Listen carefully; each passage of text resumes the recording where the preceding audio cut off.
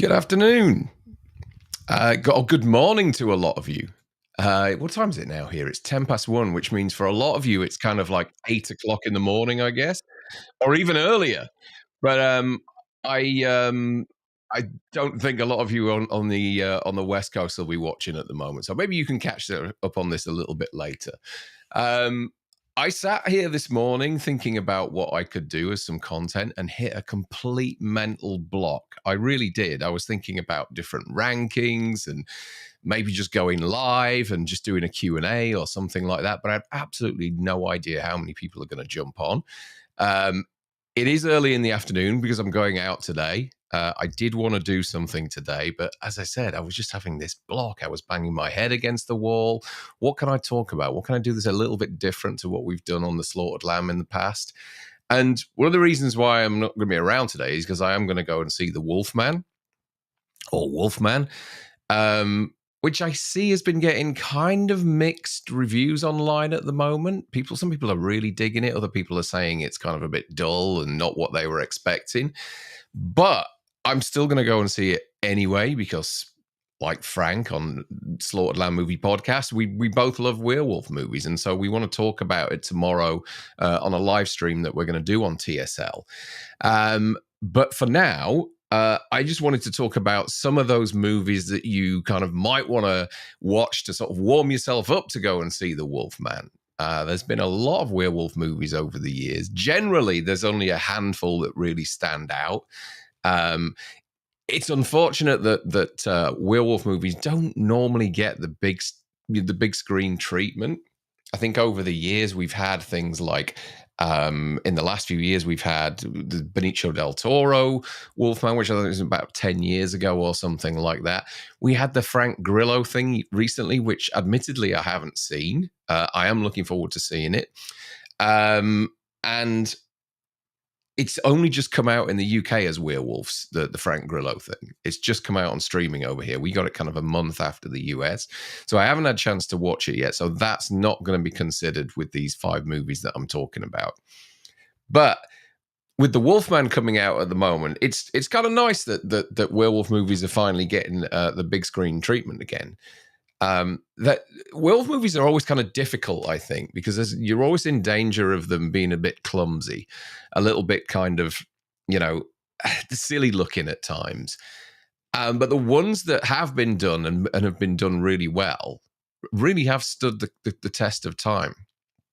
I'm only going back as far as 1981, and that was kind of a banner year for werewolf movies.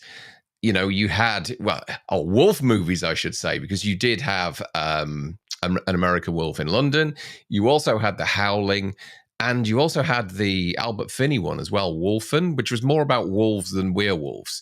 But yeah, the early 80s kind of went crazy for werewolf films. And whilst Howling and American Werewolf were big, American Werewolf really stood tall in my eyes above The Howling. I still do like The Howling, but An American Werewolf in London has always been my favorite, which, there's no spoiler here. That's going to be number 1 on the list. But you guys all know that anyway from the fact that the channel that I have with Frank is called the Slaughtered Lamb Movie Podcast, the Slaughtered Lamb being the pub in the movie. So I thought I'd just jump on and talk about a few of those movies that maybe some of you have seen, maybe some of you haven't. Like I say, big screen treatment on werewolf movies is a bit few and far between. It's not as commonplace as vampires or anything like that. I wish it was, because I do enjoy a good werewolf movie.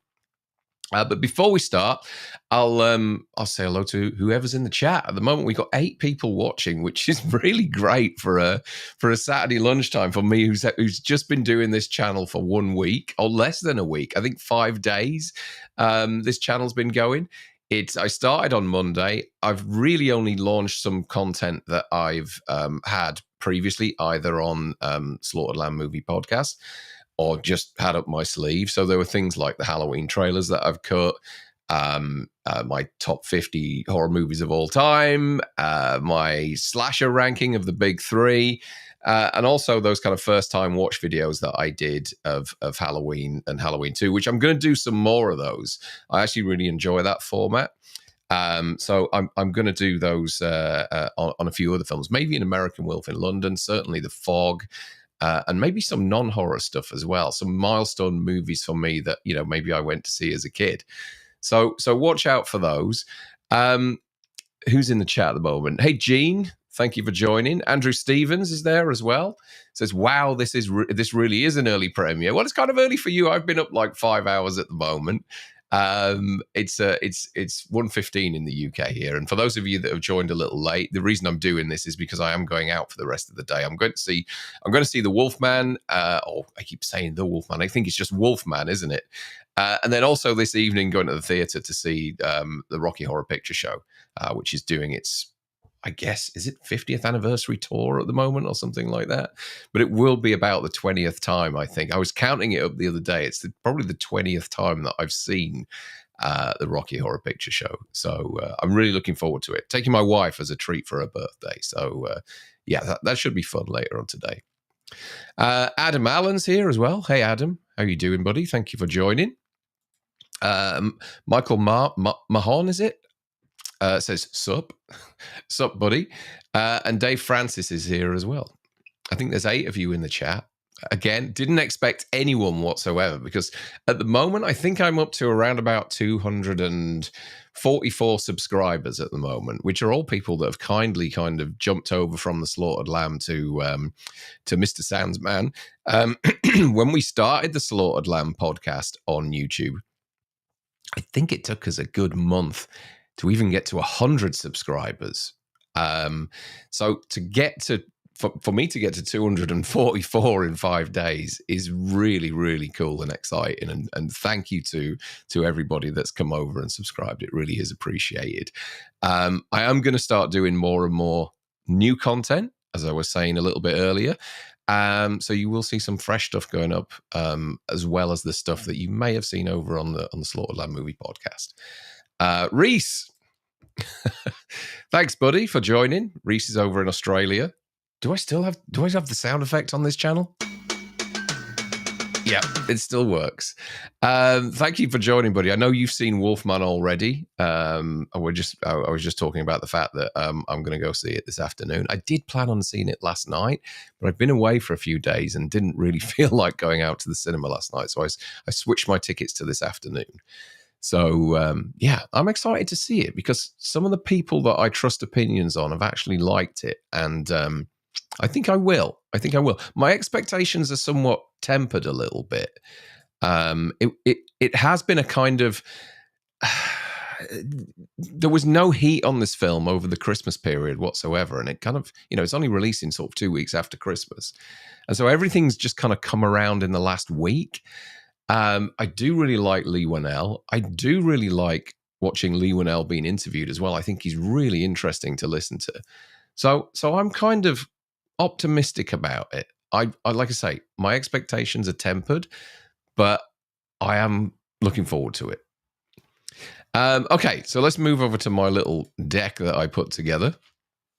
5 werewolf movies. Actually, one movie on here, which is the first one, isn't actually a werewolf movie as such. It's more of a section of a movie that has a werewolf in, which I always found really interesting as a kid. And I'll move on to that one first. And that is Waxwork.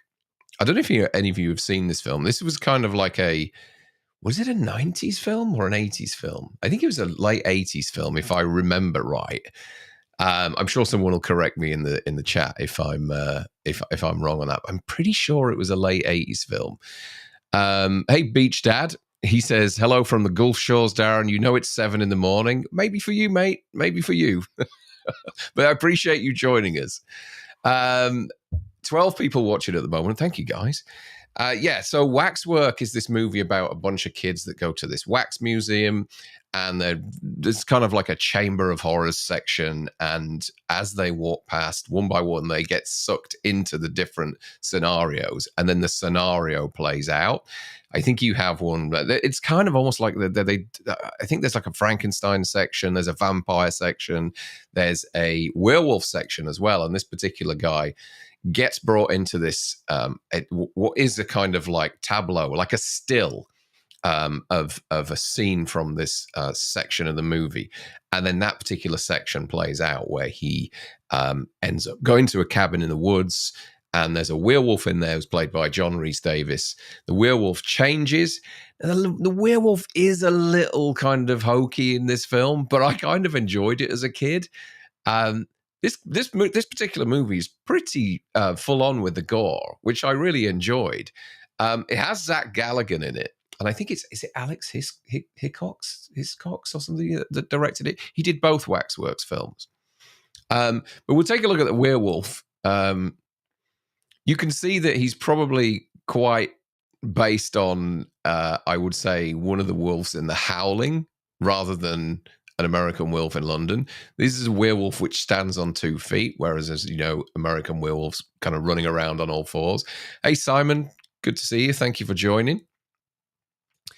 And yeah, I did enjoy this film. Like I say, it's a little hokey, but it's a good little kind of. Let me just check on the year that this film came out. Maybe it was the 90s. Oh, 1988. Yeah, 1988. I think the sequel was maybe in the 90s. It's almost like, feels like an anthology movie. So, give it a go. It's worth a watch. I'm sure it'll be kind of hanging around on one of those late night channels somewhere. I always find it's worth a watch. And it's a kind of step down a little bit for Zach Galligan, who was kind of off the back of Gremlins and going into Gremlins 2 around this time. But I always find him to be one of those stars that, whilst he was, Gremlins was a huge picture for him, he never really kind of broke out after that. So you're always going to see him kind of kicking around on a lot of B movies and stuff. And this is a proper B movie. So yeah, Waxwork I would recommend as being my number 5. I know Paul London, who watches our channel, Paul London, the former WWE wrestler, hopefully he's watching this. He's a huge fan of this film, and he's promised to come on the channel at some time to talk about Waxwork because he's a massive fan. We've been trying to get that together for a little while now. Hopefully we'll be able to do that on TSL with Frank at some stage. But yeah, Waxwork from 1988. Next, I have Wolf, the Jack Nicholson. Now, this is when back in the 90s, where they would throw lots of, like a package, like lots of money, stars, big director, a concept like this.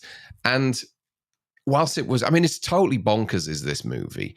And whilst it had everybody attached to it, Michelle Pfeiffer, Jack Nicholson, James Spader, and directed by Mike Nichols, I think it was, it did okay. It did okay at the box office, but I think the fact that it was so bonkers put a lot of people off. I actually don't mind it. I know Frank's a huge fan of this movie, and it's kind of as Jack Nicholson gets bitten by this wolf, and then rather than him just immediately running around on all fours and attacking people, it's almost like, he takes on this. It's a lot of it's about corporate greed and alpha male status and things like that, and it's sort of a lot of it kind of manifests itself at work, in the work environment. Little habits like I think he pees on James Spader's legs in the bathroom at one point, which was quite funny, almost like marking his territory. Yeah, it's just full of all these kind of hilarious alpha male tendencies, and it's not until the sort of the dying moments of the movie, the last sort of 20 minutes, that you get this kind of full-on transformation, and have him and James Spader kind of leaping around the room off trampolines and things. It's pretty balmy, it really is. But I almost I always really liked the look of James Spader in this movie, because he had that kind of the look of a sort of, a classic 40s, 50s, 60s type werewolf. Let's just have a look at him. There you go. It's kind of like the hairy man rather than the whole face kind of transforming, which I don't know, but I'm gathering that Wolf Man, the movie that's out at the moment, is more of that. I think it's more of a kind of body horror movie rather than a full-on transformation. But yeah, Wolf from, if I remember right, this was 1994, if I remember. But yeah, it's definitely worth a watch. And as I said before, when you look at the vampire subgenre, there are a lot of good vampire movies, but the fact that there aren't too many werewolf movies out there means that the good ones are pretty much few and far between. So, but Wolf, definitely worth a watch, I think. Definitely worth a watch. An expensive movie as well. Very expensive. Let's see who else has joined the chat. So we got John Jones here and says, I love Wolf, such an awesome movie. When my video store phased out VHS, they gave me their copy. Always had a soft spot for this. They gave you it? Really? That's pretty cool.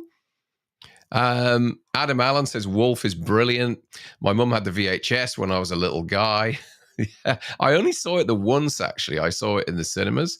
And I guess... Sorry, I have seen it twice, actually. I saw it once in the cinema and I've seen it once on TV since.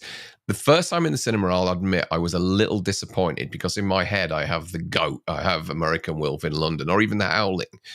And yeah, it always struck me as a little bit disappointing. It wasn't the kind of archetypal werewolf movie that I was used to. It was something a little bit different. But now, years later, I do appreciate it for what it is. And I know Frank has a really good... DVD package that's quite rare, a Blu-ray package that's quite rare of this film, which I'd like to get my hands on. But yeah, it's definitely worth a watch, I think. Hey, Sean, good to see you, buddy. Thank you for joining while you're at work on a Saturday. Reese is here as well. Okay, so moving on to my number 3. And it's The Howling. And for a long time, The Howling was number 2 up until the sort of the early 2000s. The Howling has some really, really creepy moments.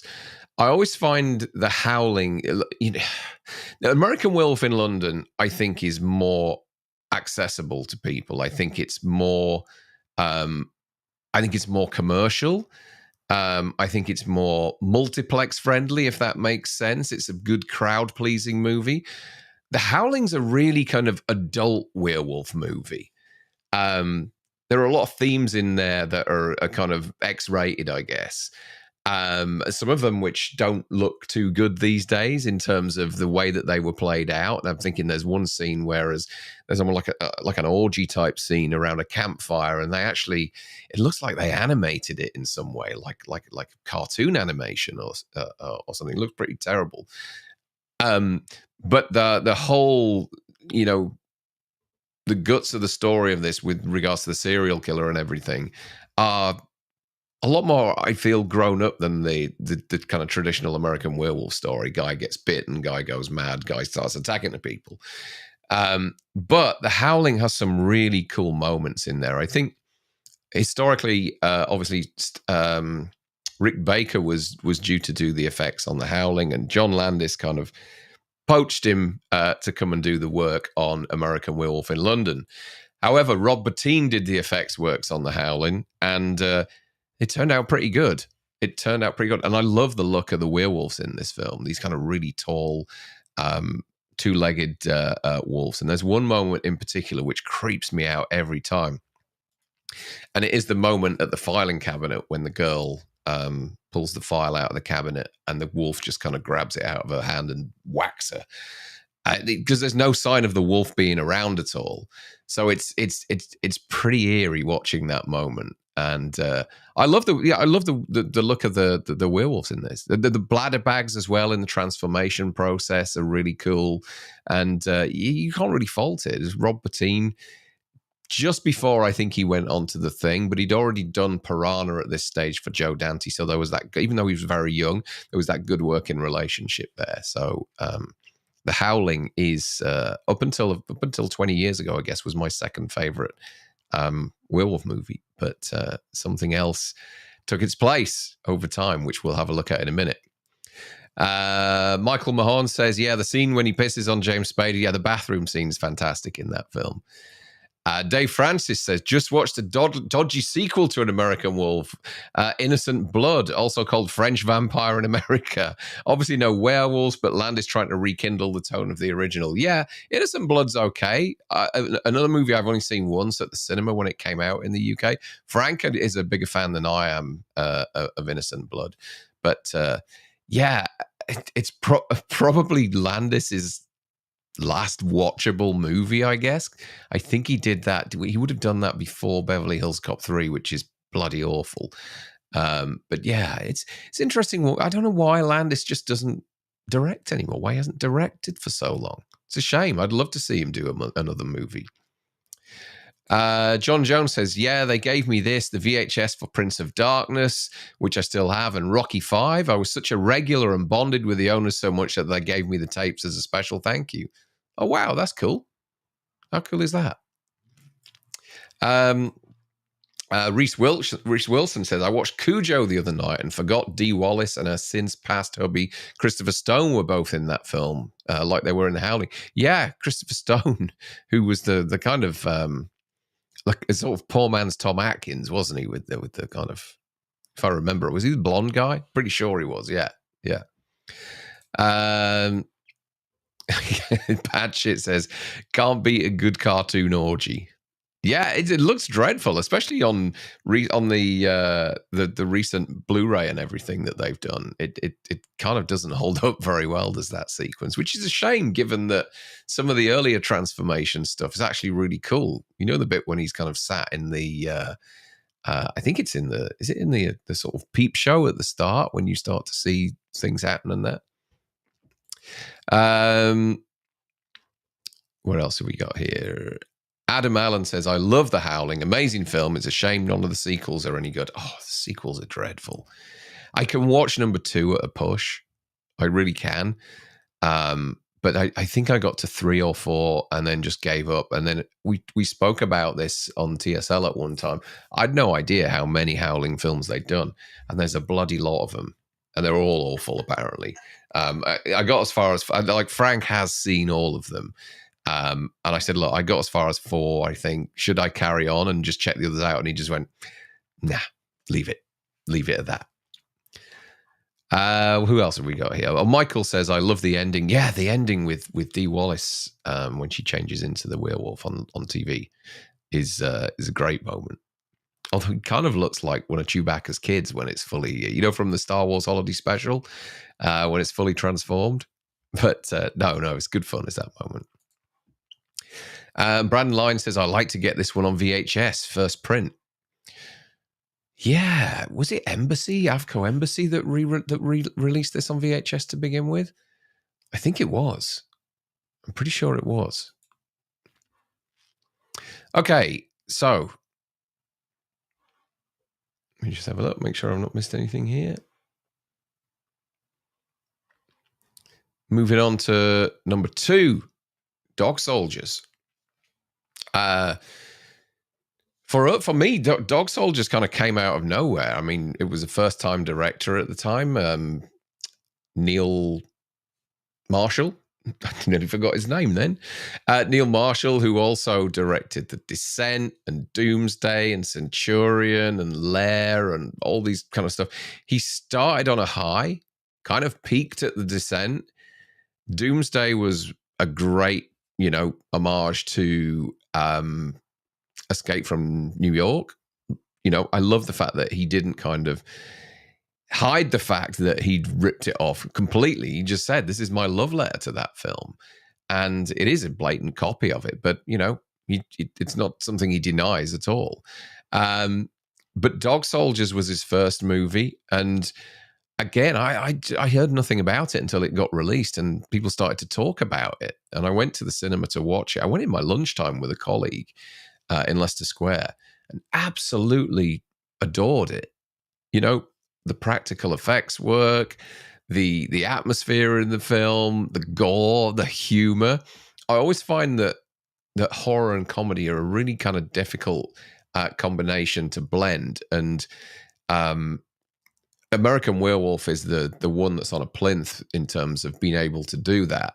But I think Dog Soldiers gets it right as well. There's some hilarious moments in this film, but there's also some really creepy moments and some great action sequences in it as well. It's a really solid Brit flick. It really does scream Brit, does this movie. Some real balls to the wall action, practical effects work. And it's basically a group of squaddies who are out on a mission. I think they're being They're trying to track a commando group. But the commando group end up turning out they're dead. They've been mutilated, and the squaddies end up kind of being holed up in this cabin for the night, whilst they're attacked by these werewolves. And he clearly draws inspiration from the likes of Night of the Living Dead and Assault on Precinct 13, and even, I guess, Aliens to some extent as well. Just because of the sheer number of wolves that are going after these Marines within this cabin. I think it's definitely one of the better werewolf movies out there. And I've mentioned this before, but I adore the book that I have it around here somewhere. I don't know where it is, but they brought a book out which is about the making of the movie, and it's called Sausages.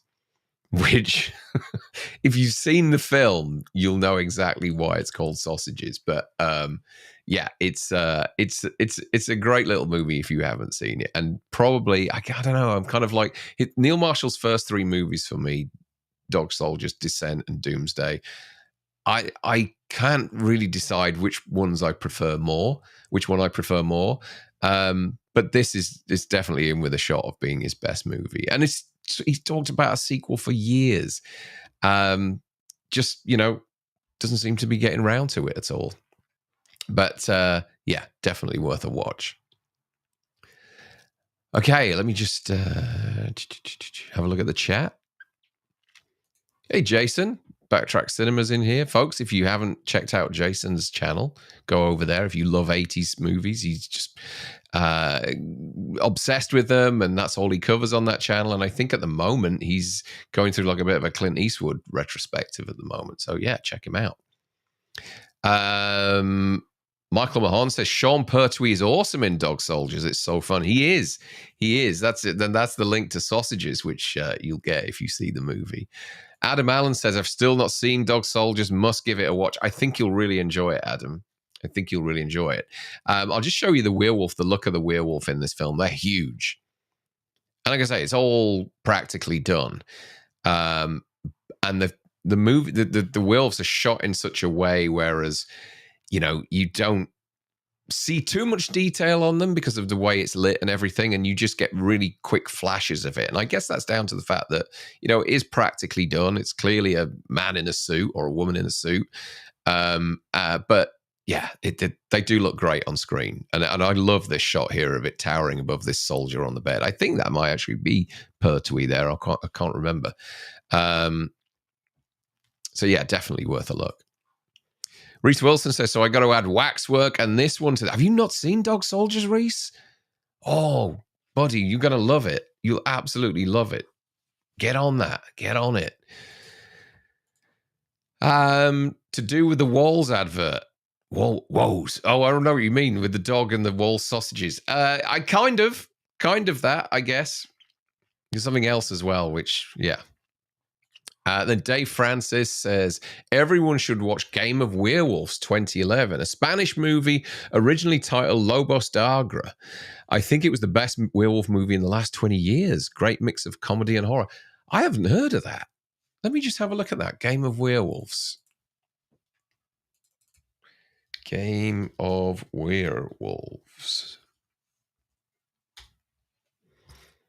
Oh, that's a pretty cool look. Look at this. Loads of them. Wow. Okay. I may check that out. Thank you for the tip. Excellent. Okay, and then as I said to begin with, I mean, it's no secret what my favorite werewolf movie is, but An American Werewolf in London, which I saw as a young kid. Probably, I want to say that I was 11 when I saw this. It came out in 1981. Was a huge success. Obviously, we know Rick Baker won the Oscar for the makeup work. They actually created the category that particular year, just so that, because they appreciated the work that he did. And it's weird, isn't it, that sort of thing happens. It staggers me these days that, we can award talented people for makeup and costumes and lighting and sound mixes and things like that. There are people that work on movies who put their lives on the line, the stuntmen and women, and they don't get looking at all. Why is there not a best stunt category at the Academy Awards? It dumbfounds me. It really does. Because these guys end up doing their own kind of version of the Oscars for their stunt categories. And this movie here, there's a sequence in the last portion of the movie which is just wall to wall stunts, and it's the Piccadilly sequence, which it blows my mind every time I watch this movie. That sequence. Couple of reasons. One, I used to work in Piccadilly Circus for 20 years. Just at the back there. So every morning I would walk through the area where all that action was filmed for American Werewolf in London, which was so cool. Obviously it was 20 years after when I, but to just stand there and look around and say, well, this is where the porno cinema was. This is where the bus did the skid. This is where the guy fell out of the top of the bus. This is where the car knocked Landis through the window. It was just a pleasure every morning. But learning about this film, I learned about it from Michael Jackson's Thriller. Watching Michael Jackson's Thriller. So I'm saying it would be about 1984 when I saw this film for the first time. I would have been 11, I think. So we watched Michael Jackson's Thriller. We watched it. It was on in our house all the time. There was a section after the 20-minute Thriller movie, whereas they talked about why John Landis directed Michael Jackson's Thriller. And it's because Michael Jackson saw American Werewolf in London and loved it so much that he got John Landis in to do the werewolf transformation. And on that making of Thriller section, they had the Piccadilly sequence, which, if you haven't seen it, it literally lasts about 60 seconds, maybe even less. But it is one of my favorite action sequences in a horror film ever done. It is total carnage. It's horrible. People getting run over, people getting flattened, bitten, thrown out of car windscreens. It's horrible. It's utter carnage. It really is. And seeing that sequence as an 11-year-old kid on Thriller, I turned to my dad, I can remember it, saying, we have to watch this film. We have to watch this film. And this is before I even knew about how cool the transformation scene is. So imagine watching the movie and you're waiting for this Piccadilly sequence to come along. But before that, you get this amazing transformation scene, which still to this day is one of the, up there with The Thing, I think, for the best practical effects of all time. It really is. And watching the documentary that Paul, my goodness, I've forgotten his name now.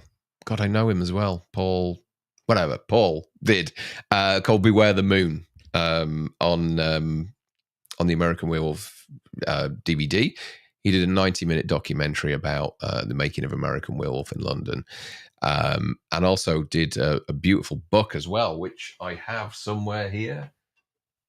It's around somewhere. Huge book with all sorts of pictures and photos and everything. Rick Baker was tasked by Landis to do this in daylight, the transformation scene. Landis was like, every time a werewolf transforms, it's always at night. And if you look at The Howling, it's always at night in The Howling.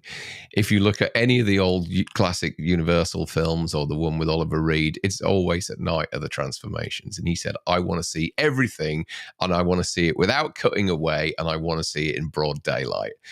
And that's what he delivered. And it is breathtaking every time I watch it. I just get goosebumps watching this movie. I really do. And I think, again, that balance of comedy and horror is so hard to do, but he nails it, does John Landis in this film. He really does. But there are some insanely violent moments in this. The scene where Griffin Dunn is attacked at the start out on the moors, and he's absolutely screaming for his life, like screaming, swearing, shouting in such agony as he's being torn apart at the throat. And it must go on for 10 or 15 seconds, this attack. And you've got this grown man. And it was the first time I'd seen a grown man in such pain as a child. I just found it really tough to watch. The only thing, and I've said this before, the only thing that I can liken it to is the scene with Quint getting eaten alive on the boat in Jaws. The pain you can see him going through. This salty sea dog, this alpha male who's been the front and center for the second half of the movie in Jaws, giving it the big I am, telling all his anecdotes, and then being torn in half by the shark, and seeing him scream and vomit his own gizzards at one point is just horrible to watch. And I find exactly the same with American Werewolf in London when Jack gets eaten. I think it's so violent. It really is. But the look of the werewolf as well, once it's fully established and we see him on all fours charging around, I just think the look of the werewolf's terrifying as well. And especially the shots. And there are 2 or 3 shots in the film where you see him looking up from eating a dead body, from eating a person on the ground. There's one shot in the cinema and there's another shot. Where is it now? It's somewhere else in the film. And it's this here, just kind of presiding over this body that is torn apart and looking up.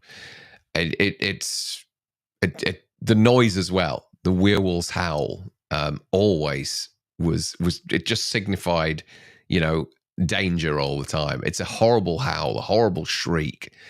And yeah, these are the reasons why this is not only just my favorite werewolf movie of all time, but one of my favorite movies of all time as well.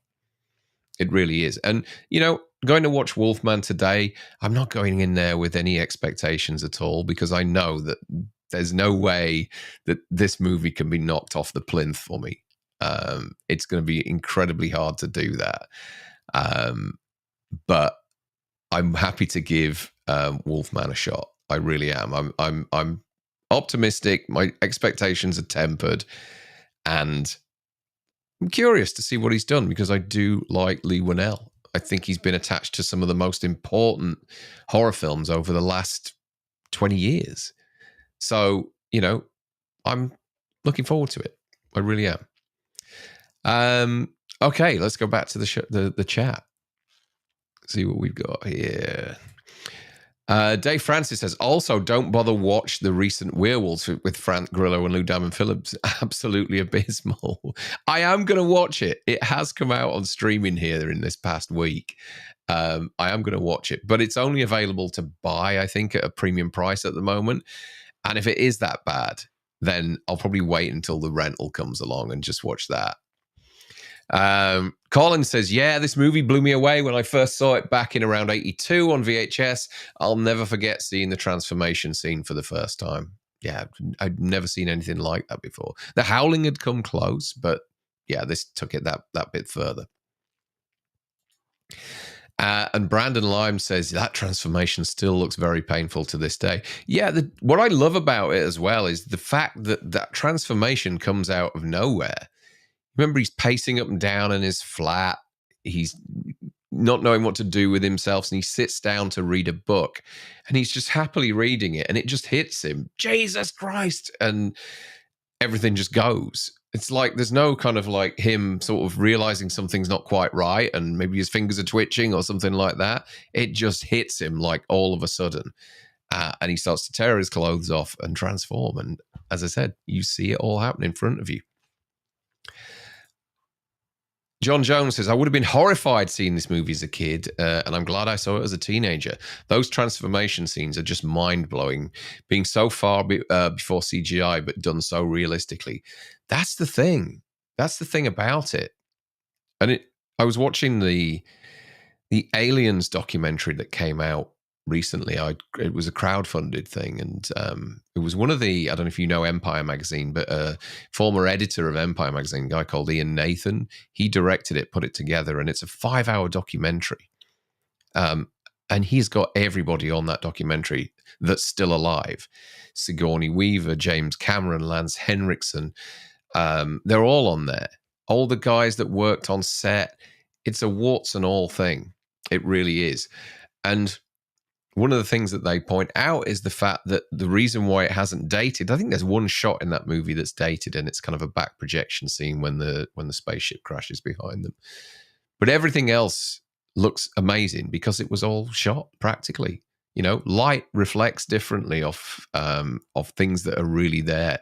They can't really perfect that with CG. I don't think there's something about CG that when you look at it and go, "That's CG." You just can't get away from it, and that's why I love practical so much. And I just hope that over time we start going back to more and more practical stuff. And that's why I love The Substance so much, is because everything is there on screen. And if you haven't seen it, there's a 30-minute documentary on YouTube right now about the making of The Substance. If you're into practical effects and horror movies, you will love it. It's so well done as this little documentary. It's mind-blowing, the attention to detail that Coralie Fargent put into this movie with all her influences and the fact that she just set out to make a practical horror film rather than saying, I tell you what, no, we'll do that bit in CG. It's amazing. Even just like title sequences and things like that. Certain shots which you would swear were computer enhanced in some way are not. You know, they're doing these things through fish tanks full of ink and things like that. It's amazing to watch. It really is. Simon C says, I love the bleak ending to An American Werewolf in London. Very similar to the end of The Fly. Very emotional. It is. You know, because he is a werewolf. There's nothing you can do about it. And when she's talking to him in the corridor at the end of the movie, that alleyway, sorry, not a corridor. The police marksmen have got their guns on him. She's talking to him, and for a split second, when she says "I love you," the wolf recognizes her, and then instinct kicks in, and he starts to go for her, and he gets shot. A perfect ending. And there's no fucking around afterwards. There's no epilogue or anything like that. It's just straight onto that the whole Blue Moon song. Cut to black, done, finished. That's it. Tragic. Again, like The Fly, a tragic love story. The Fly's awesome. So good in the same way that American Werewolf is. You know, a guy that didn't want this to happen but has to deal with it. It's perfect. It really is. It really is. Dave Francis says, I wish they had used the dream sequence Nazi wolves more. My favorite scene, though, is when we look over the escalator and see him approach. Yeah, when he just appears at the top of the frame. You're looking down from the top of the escalator and the wolf just appears in the frame. And that's the first real shot of him that you get, and a kind of idea of how big he actually is. But yeah, I gather that there was more to the Nazi wolf sequence. I seem to remember that, and it's clearly heavily edited. Is that scene? You can actually see the cuts in there that were made, because one minute the kids are screaming, the next minute you can see them in the distance on the floor with their throats slit and faces blown off and all that sort of thing. I think there was a lot more to that initially, that sequence. Michael Myers says, everybody knows that Howling 2 is the finest werewolf movie ever made. Sturber. Werewolf bitch. Yeah, that's the only Howling sequel that I could watch again, and it's because Christopher Lee's in it. I'm a massive Christopher Lee fan. I love watching his hammy old ass wandering around on screen. He cracks me up. He really does. Michael Myers also says, first saw American Werewolf in the 80s on BBC One. They trimmed all the F-bombs but surprisingly left all the gore intact. Yeah, TV networks are funny with things like that, aren't they? And then follows it with CGI has no heart. It's just lazy and crap. I think there are. I don't like them doing. I don't like CGI horror at all. I really don't.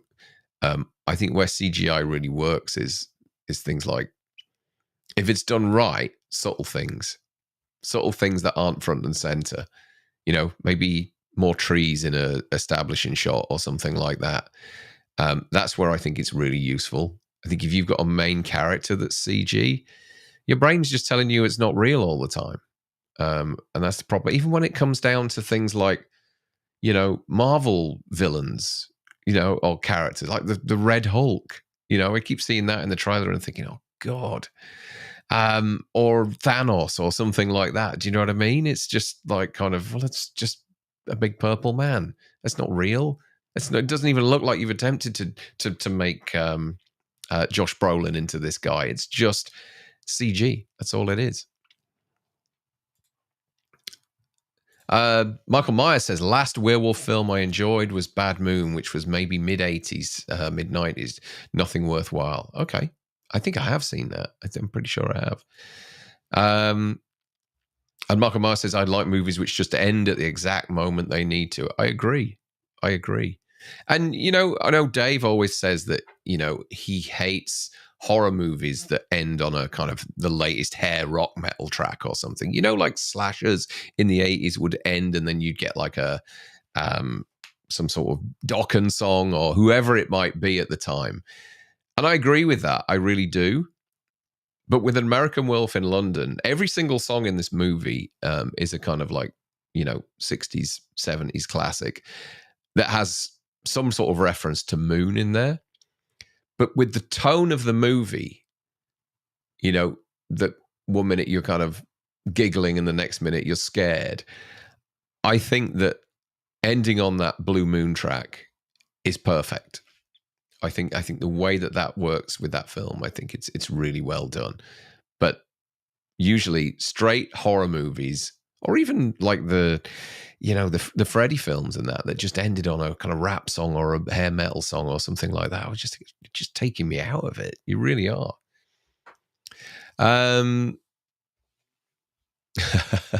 Reese says, what's the Howling sequel with the Australian marsupials? Not exactly our finest hour. That's Howling 3. It's even got, I think it's even got Barry Humphries in it as well, Reese. It's awful. It's awful. It really is. Michael Myers says, the nudie scene in American Werewolf in London was apparently toned down a bit before release. I'm sure Norton had such a rough day at the office that day. Do you know what? I think about these things now and again, and obviously conditions are a lot different to what they used to be back then.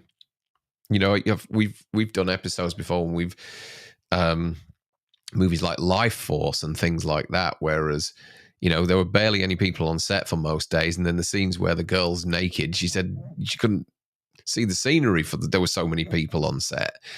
Things are different now, obviously, with intimacy coordinators and that, but I don't know, if you're David Norton and Jenny Agutter and you're having to do a shower scene for 8 hours or whatever it was that they had to do it just to get all the right shots, and you're being coached through it, and you've got half a dozen grips and lighting guys and God knows what else staring at you while you're in the nud. I don't know. I don't think it's something that I could do. And Michael Myers follows up with, don't get how they can destroy worlds with CGI, but somehow can't do CGI blood or fire that looks convincing. The fire side of things is getting better, I think. But the blood, yeah, you can just tell. You can just tell. It just doesn't work as well as a squib or anything like that, does it? Dave Francis says, there definitely was more to the Nazi wolves. I have a special effects makeup book, and some of those faces were incredible and barely featured in the film. Perhaps it simply made it all too weird. Yeah. I don't know. Yeah, maybe. It does feel like a lot of that stuff, additional stuff that they have is maybe gone for good. None of it's really showed up on any DVDs or anything. Yeah, it's a shame, isn't it? It's a shame that nowadays this stuff would be held. Like, I still kind of live in hope that at some point, because we know it was shot and it was tested, we get to see the original ending of Halloween 2018 with the knife fight and Michael bleeding out, all that kind of stuff. It'd be nice as a a 10-year anniversary. When's the 10th year anniversary? It'll be in 3 years' time. God, already? Wow. Yeah, Halloween 2018, 7 years old now. Christ. Yeah, maybe for the 10th anniversary of it, we'll get a 4K with all the bits that were missing, or the alternative ending. Sorry. Brandon Lime says, "Would George Lucas be responsible for making CGI mainstream?" You mean after Phantom Menace? I don't know. I mean, there's The Abyss as well, isn't there? Was the first time that we'd really seen it, I think. There was a movie before that as well. I'm trying to think what it was now. It doesn't spring to the front of my mind. But yeah, The Abyss with the alien underwater, I think, was probably the first time we'd seen that kind of liquid CG. And was it Lucas, his company, that did that? I can't remember off the top of my head. But yeah, he has a lot to answer for, doesn't he? Particularly with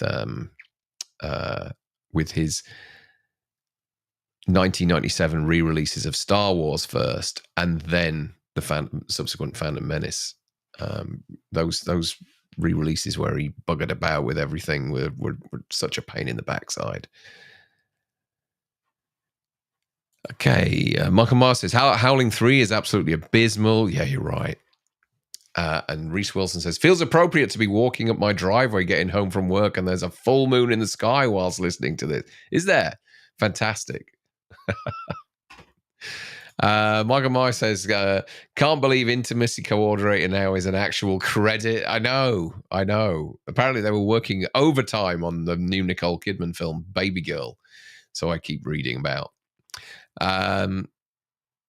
Colin says The Abyss and T2. Yeah, T2. Actually, at the time when I remember going to the cinema to watch T2, and I was pretty blown away by the effects work in that film. I know it looks a bit clunky nowadays, but it was something you'd never really seen before. You know, like, seems like the bit where he prizes the lift door open with his arms that have changed into the molten metal. I think also the scene when she shoots him in the face with the shotgun and blows his head in, splits his head in two. I was like, I remember the whole audience just really buying that, like really screaming and in appreciation for it. It's good. The moments like I've always thought about doing an episode on moments in cinema, because the British cinemas are pretty reserved with their reactions to movies. And there are a number over the years that I remember, because they're few and far between in the UK cinema, of moments whereas the audience has really appreciated something. And Terminator 2 was one of those films. I think the first one, obviously, that I remember, and I've talked about this before, is Superman and the first time he flies. And the feeling that I had and the audience had at the same time, which was people cheering. That was in the late 70s when I went to see that movie. But there's not too many movies these days that wow us like that. I think the last time that I can remember, and I'm going back to a Marvel film now, was the opening night of the first event, the two-part Avengers film. I can't remember what the first one was called.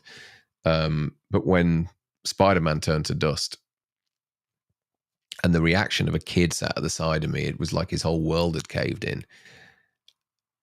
And yeah, I really felt for him, because his hero had died on screen in front of us all, and his dad was having to console him at the side of me. But yeah, as a UK audience, we don't get as animated as maybe an American audience does.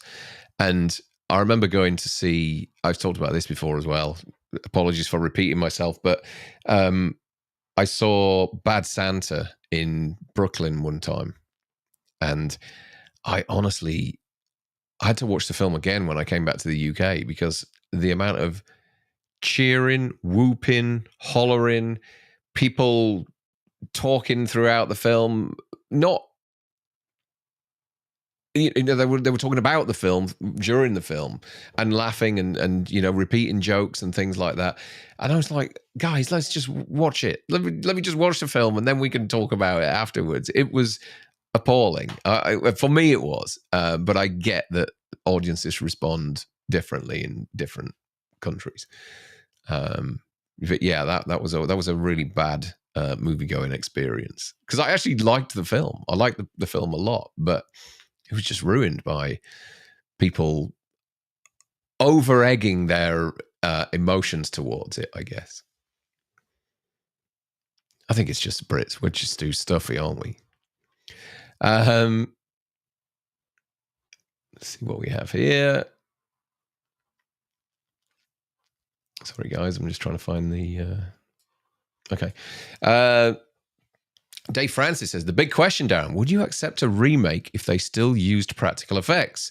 I always hated the film stock that Landis used. It aged films so much. All of them look so grainy and 80s. I know what you mean. I know, like, when you watch the start of Trading Places, it looks terribly dated now with all those different shots of... where was it filmed?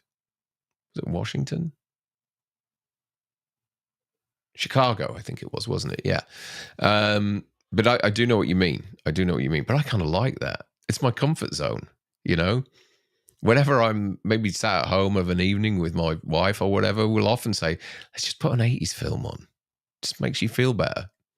Simpler time. Reese says Jurassic Park for sure as well, even though there is terrific practical in there. Yeah, I get it. And there's a good old blend there. But yeah, some of the shots, particularly the earlier shots of the brontosauruses when they first get out of the Jeep, I think have kind of aged quite a bit. Michael Meyer says Independence Day, I remember still looking good, mostly as they were still using actual miniatures. Yeah. That was a great teaser trailer when back in the 90s was just that the explosion of the White House. It was really fun to see that. Gene Whitcomb says American Werewolf in London is fantastic. Sure is, Gene. And Batshit Scary says, no, we're not, Darren. We whoop whoop. God, I couldn't imagine doing all that. I know, it's weird, isn't it? It's it really is. I know from watching, like, if you look on YouTube, there is some footage of opening weekend audiences in the US watching Halloween. And I think they did it with Alien as well. They kind of like had cameras in the dark. And the reactions to the movies are just far different to what you would get in the UK.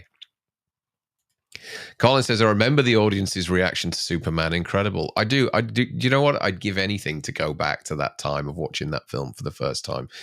I think it would have been 78 or 79. I can't remember the exact release date over here. But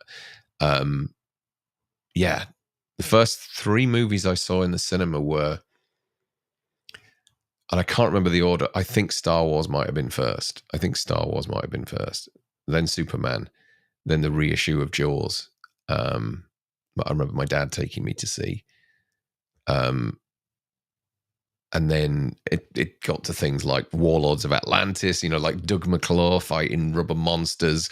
What else would there have been? Airplane. I remember being taken to see Airplane, Flash Gordon.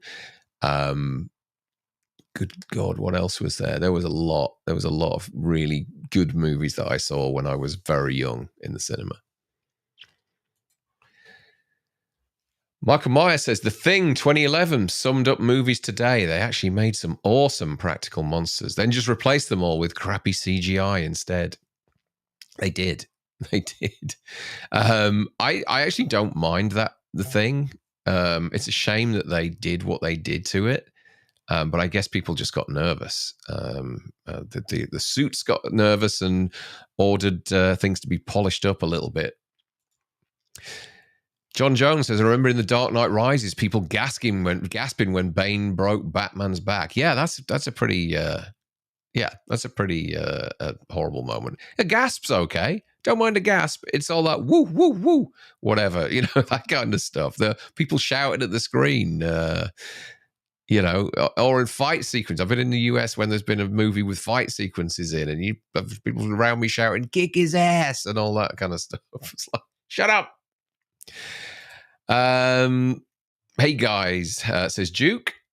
Hey Duke.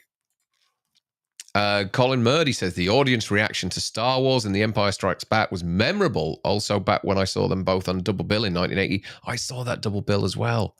I did. I remember the poster. I remember the poster with all three when they did the triple bill too. Great stuff. Michael Myers says, I always sit at the very front in the theatre, far, far away from yappers and popcorn munchers. Reese says, haha, now Aussie audiences are very conservative as well. And Michael Myers says, 80s movies are like a nice, warm comfort blanket. They certainly are. Michael Myers says, The Fog is my comfort movie. Must have watched it 100 times. Yeah, me too. In fact, I'm working on a trailer for The Fog at the moment. I found a piece of music the other day, which I thought this would go really well with a redo of The Fog. And so I've been cutting a Fog trailer together now for a couple of weeks.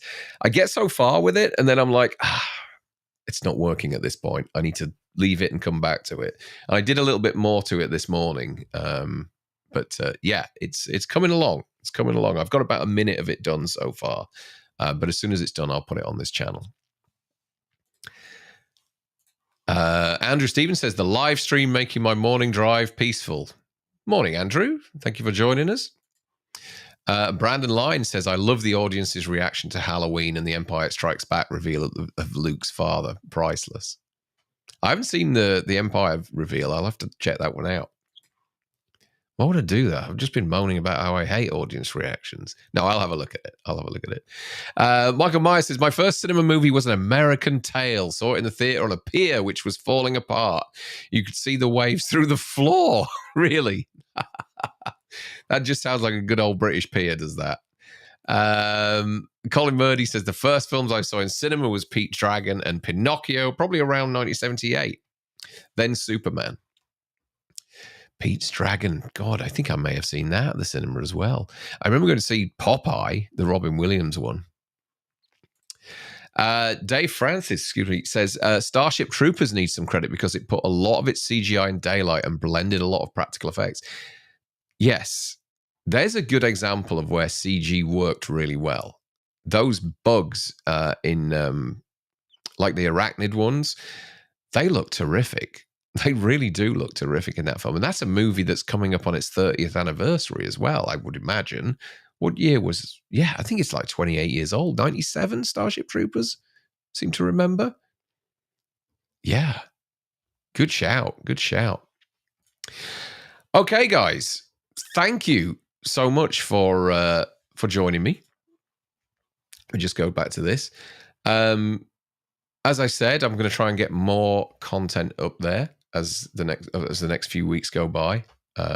If you've got any ideas of what you'd like to see, and I'll put a note about this in the community section, then let me know. I have a few ideas and I have a few things that I'm working on.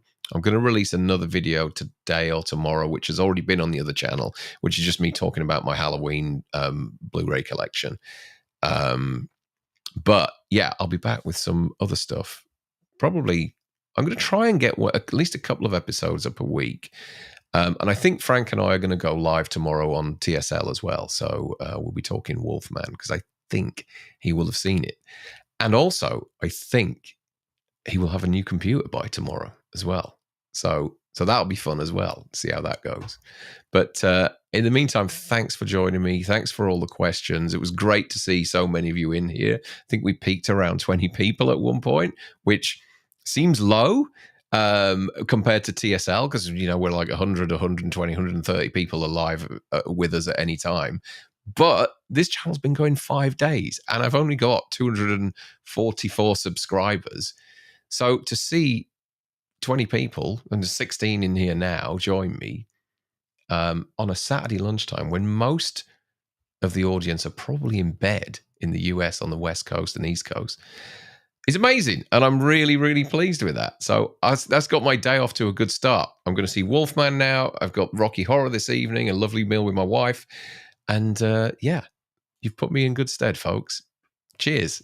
Thanks very much. And I will see you soon.